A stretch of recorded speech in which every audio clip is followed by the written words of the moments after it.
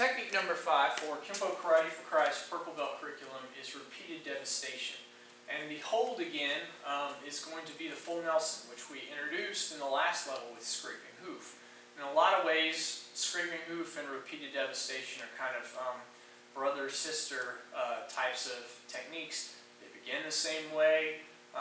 The way I teach scraping hoof was that we only did it on one side, but you will see both of these show up in our short 3, long 3, and in long 3 for both of these techniques, we're going to do both sides.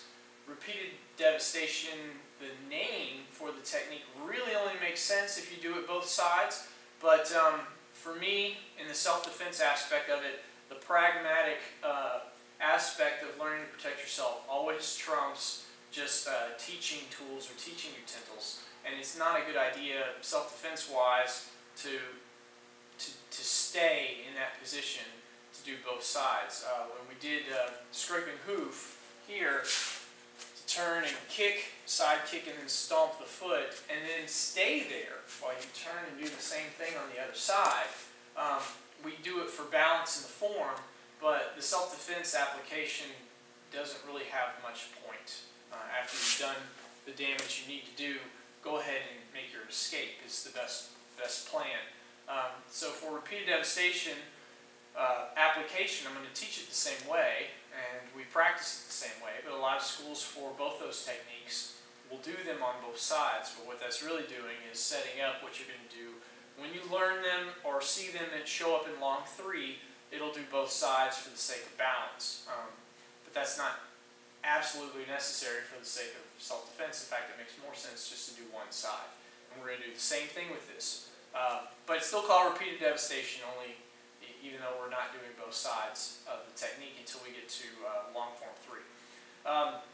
It's going to start the same as scraping hoof. They've got you in the full Nelson position, arms under, hooking your arms, and then pinned behind the head. And in the same way, I want to move quickly to get out of this, but they're really trying to hold you while someone else attacks. The hold in and of itself won't do a lot of damage to the person trapped in it, but it just kind of binds you while somebody else can deliver the attack. So I want to get out of it quickly for the sake of them not being able to hold me there while somebody else delivers punches or kicks while you're kind of caught here in this scarecrow position.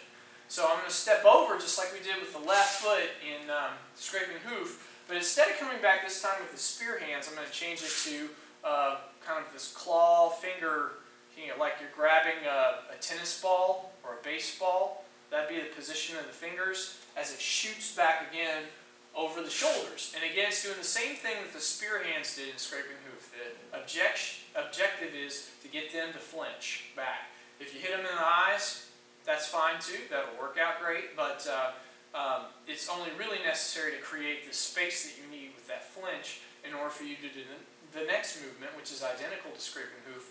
We're then going to punch down, catching both arms underneath your arms in the armpits while you hit back using the back of the head, driving with that headbutt idea that you saw with scraping hoof. So step 1 and 2, step over, hands go back, fingers towards the eyes. Step 2, I punch down.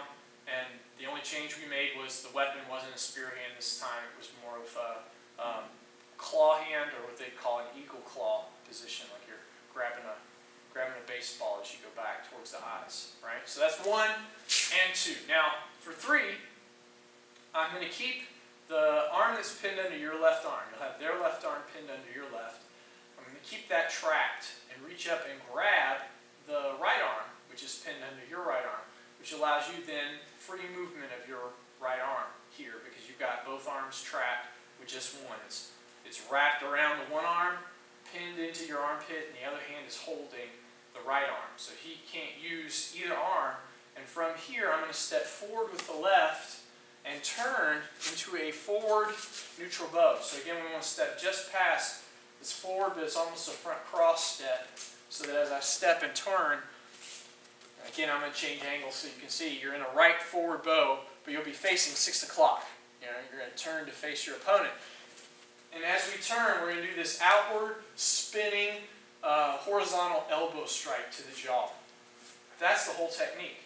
It goes down, comes up, we pin the arms, trapping the left arm, I reach up and grab the right. So I free my right arm up, and as I step with the left foot, I'm stepping in a front cross, but out in front far enough that when I turn, I'll be in the right forward bow facing 6. And I'm going to outward elbow strike to the side of the jaw as I do that. And once you hit to the side of the head here, we'll release them, and our full cover out will go towards 12 o'clock. Straight ahead. Because the opponent's at 6. Full cover out always wants to go in the opposite direction. When the technique ends, wherever the opponent's left, we want to make an exit the opposite way. Take the path of least resistance, which is to get as much distance between you and your opponent as possible and go the other direction. So that is repeated devastation. Again, in the form, it makes more sense that it's called repeated devastation because in that case, you'll grab, you'll elbow one side, I'll come back and pin the arm, grab the other side, step forward and elbow again. But it doesn't make a whole lot of sense once you've hit them with this elbow to put yourself back in this position because it's not exactly safe. While I then grab the other arm, stepping in front with the right so I can turn and elbow with the left. Self-defense wise, it makes more sense once you've hit them with one side, make your exit. And that's what we're going to do, even though it's still called repeated devastation. So one more time, the whole thing. Claw hands back, punch down, I grab, step forward with the left, turn and elbow with the right, and then full cover out towards 12 o'clock, and that is repeated devastation.